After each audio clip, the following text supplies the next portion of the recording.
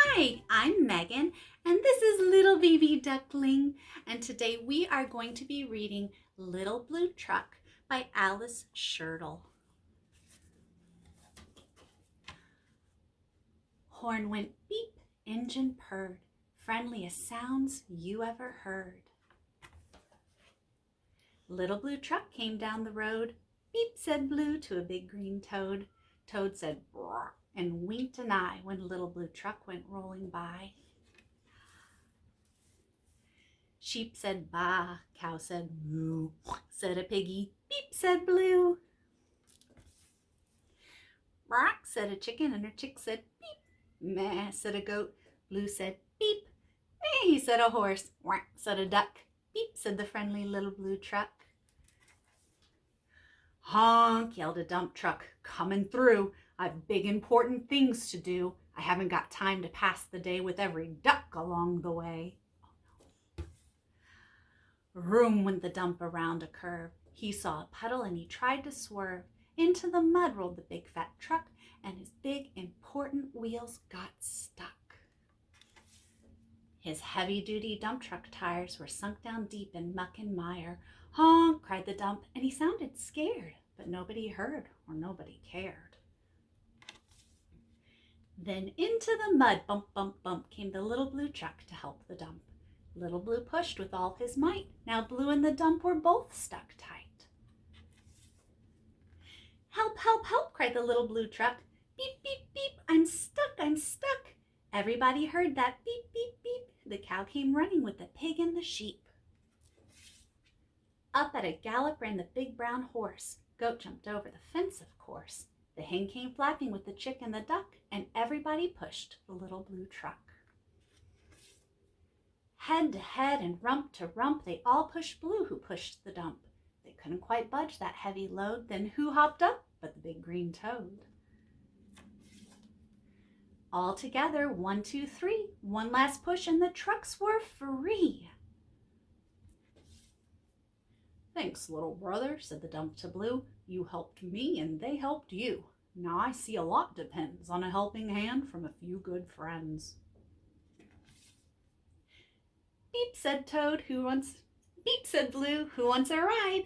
Everybody scrambled to jump inside. Whack, bah, moo, rock, beep, me, meh. Beep, beep, beep. The end.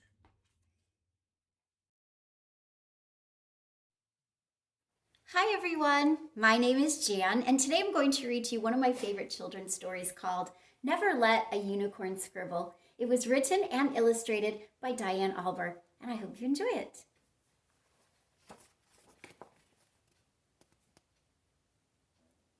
I recently got a pet unicorn. I know it's hard to believe, but it's true. And everyone keeps telling me, never let a unicorn scribble. Why would anyone say such a thing? I mean, unicorns can run on rainbows, so why can't they scribble? I thought, if I gave her just one crayon, what could go wrong? Well, I'll tell ya, she ate it.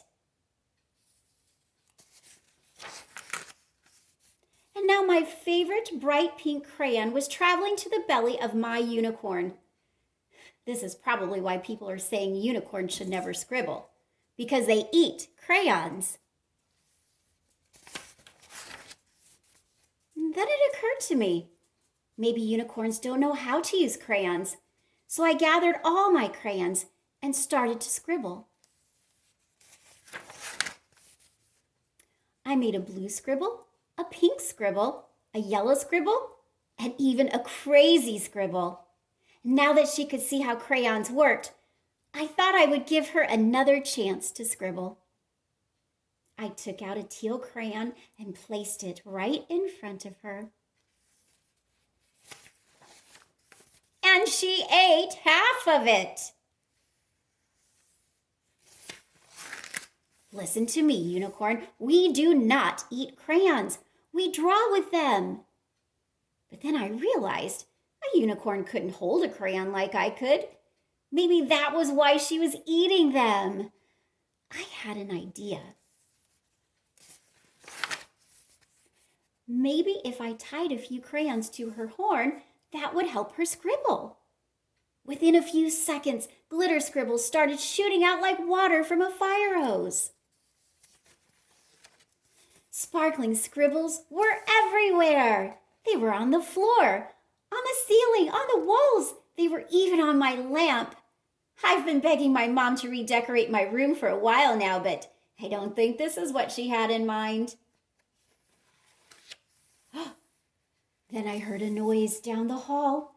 This was it. I was going to be in so much trouble. I popped out of my room and blocked the door. Before my mom could say anything, I started to explain the mess she was about to see. Well, it all started when I heard to never let a unicorn scribble. But I had to find out why. So I gave my unicorn a crayon, and then she ate it. And then I tried to teach her to scribble, but then she ate another crayon. And so I tied the crayons to her horn, and oh boy, was that horn magical. The scribbles started shooting out like a water fountain, and they were so sparkly, but it made such a mess, and I'm sorry.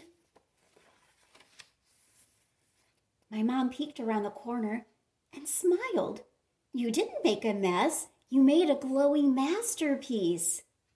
When I turned around, all the scribbles were right on my easel. Not on the ceiling, not on the walls, not on my lamp. They were all on one big piece of paper, and it was the most amazing art ever. All this time, people wanted to stop unicorns from scribbling. It could be because they eat crayons or because it's so messy, but if my unicorn had never scribbled, she would have never learned how to make this masterpiece. So the next time you hear a unicorn shouldn't scribble, just remember, all great art starts with a scribble, and even unicorns have to start somewhere. The end.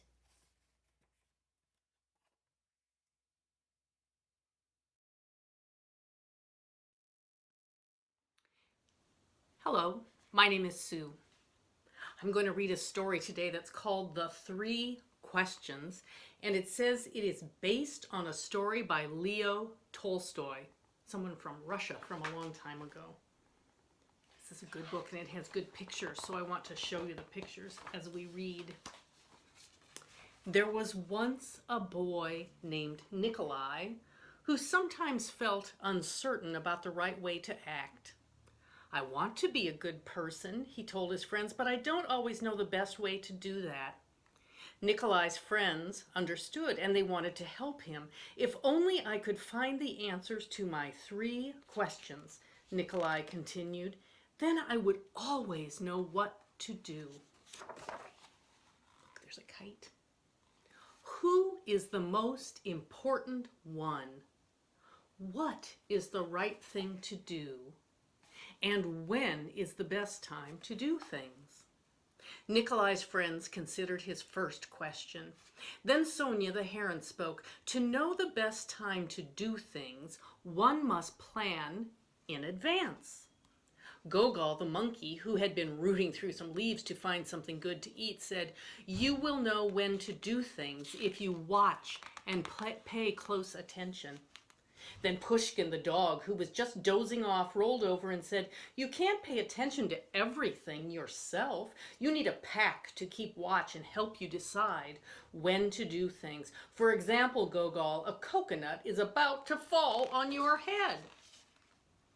Nikolai thought for a moment. Then he asked his second question. Who is the most important one? Those who are closest to heaven, said Sonia, circling up into the sky. Those who know how to heal the sick said Gogol, stroking his bruised noggin. Those who make the rules, growled Pushkin. Nikolai thought some more.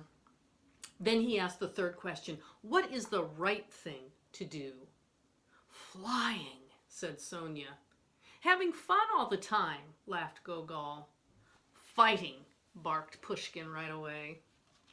Then the boy thought for a long while. He loved his friends. He knew they were all trying their best to help him answer his questions, but their answers didn't seem quite right. Then an idea came to him. I know, he thought. I will ask Leo the turtle. He has lived a very long time. Surely he will know the answers I am looking for. Nikolai hiked up into the mountains where the old turtle lived all alone. Nikolai arrived. He found Leo digging in a garden. The turtle was old and digging was hard for him. I have 3 questions and I came to ask your help, Nikolai said. When is the best time to do things? Who is the most important one? What is the right thing to do?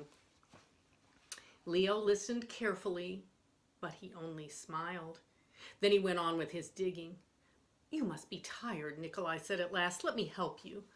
The turtle gave him his shovel and thanked him. And because it was easier for a young boy to dig than it was for an old turtle, Nikolai kept on digging until the rows were finished. But just as he finished, the wind blew wildly and rain burst from darkened clouds. As they moved toward the cottage for shelter, Nikolai suddenly heard a cry for help. Running down the path, he found a panda whose leg had been injured by a fallen tree. Do you see the panda?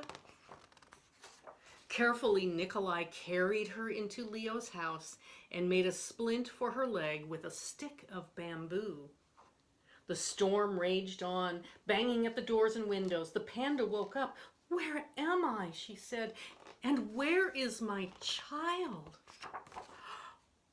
The boy ran out of the cottage and down the path. The roar of the storm was deafening. Pushing against the howling wind and drenching rain, he ran farther into the forest. There he found the panda's child, cold and shivering on the ground. The little panda was wet and scared but alive. Nikolai carried her inside and made her warm and dry. Then he laid her in her mother's arms. Leo smiled when he saw what the boy had done. The next morning the sun was warm, birds sang, and all was well with the world. The panda's leg was healing nicely, and she thanked Nikolai for saving her and her baby from the storm. At that moment, Sonia, Gogol, and Pushkin arrived to make sure everyone was all right. Nikolai felt great peace within himself. He had wonderful friends, and he had saved the panda and her child, but he also felt disappointed. He still had not found the answers to his 3 questions, so he asked Leo one more time. The old turtle looked at the boy. But your questions have been answered, he said. They have? Asked the boy. Yesterday, if you had not stayed to help me dig my garden, you wouldn't have heard the panda's cries for help in the storm. Therefore, the most important time was the time you spent digging the garden. The most important one at that moment was me. And the most important thing to do was to help me with my garden. Later, when you found the injured panda, the most important time was the time you spent mending her leg and saving her child. The most important ones were the panda and her baby, and the most important thing to do was to take care of them and make them safe. Remember then that there is only one important time, and that time is now. The most important one is always the one you are with, and the most important thing to do is to do good for the one who is standing at your side.